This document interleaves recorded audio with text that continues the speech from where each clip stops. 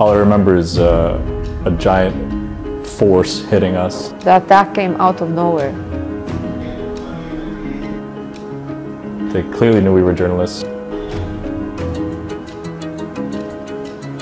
I knew immediately that Issam was killed.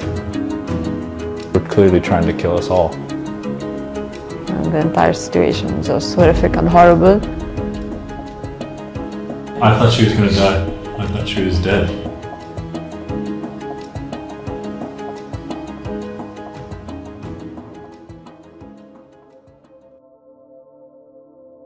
My colleague Christina Assi and I were tasked with monitoring the border and the apparent escalation along the border between the Israeli army and Hezbollah.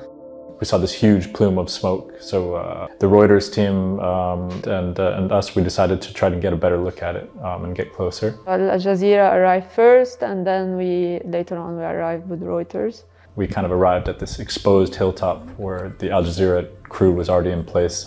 We had Christina, Dylan, Issam and his crew coming. We considered it to be a perfect setup. It's clear, it's on a hill. You can see us and you can know that we are journalists. All of us wearing the press vest, all of us wearing helmets with press written right across our chests. We were all positioned next to each other. We had 3 live feeds to 3 international news agencies, and the audio analysis from my video proved that an Israeli drone circled us 11 times. And we showed the Apache also that was flying over our heads and over that hill. I think with the sophisticated level of observation capabilities that Israel has, they clearly knew we were journalists. They could probably see our faces. They probably knew which agencies we worked for. We've been there for an hour covering what's happening. Issam called me. He needed to ask me a question, a silly question. And then out of nowhere, we were hit directly.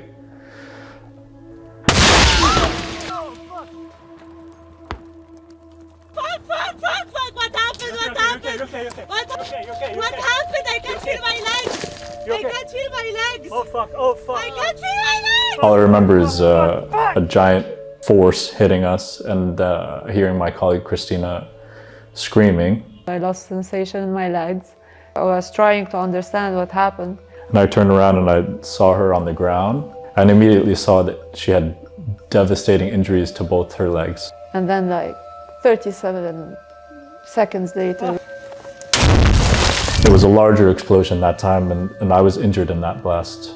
After the second attack, everyone disappeared and I was calling for help, but there was no one. And the car was burning next to me. So I had to crawl away from the fire. And the entire situation was just horrific and horrible. I saw someone wearing white and I waved at them. You feel that everything's blurry? It's so hot because, you know, it was burning. Yeah, the rocket like burned the car. I had shrapnels all over my body.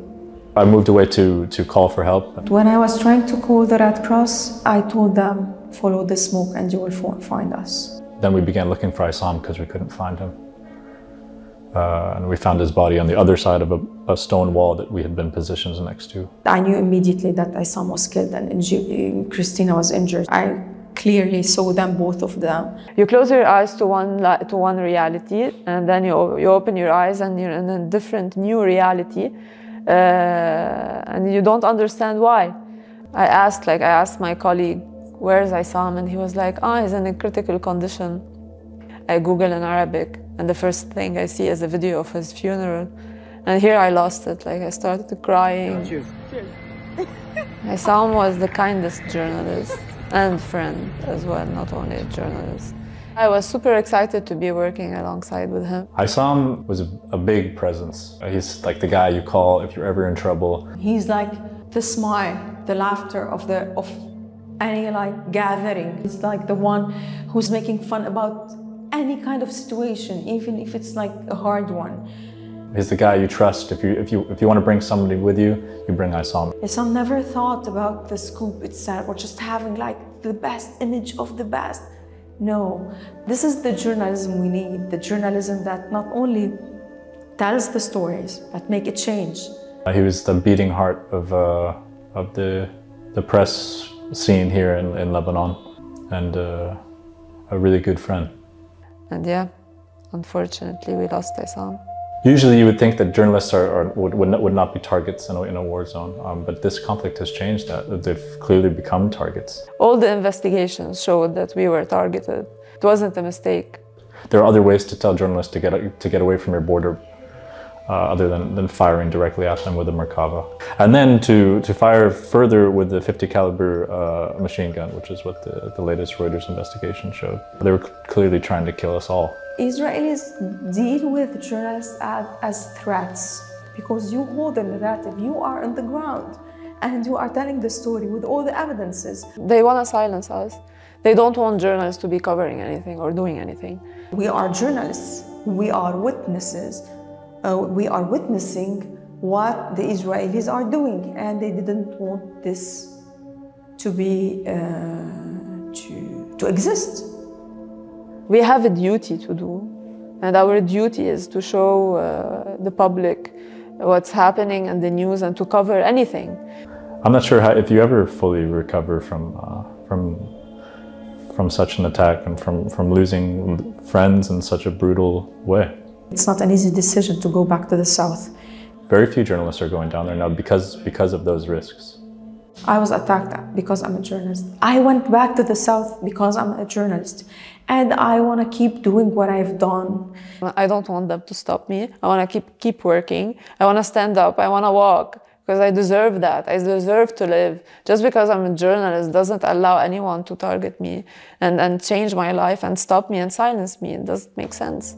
We will take the responsible of those war crimes into courts because we are seeing journalists being killed on a daily basis, and this is unacceptable.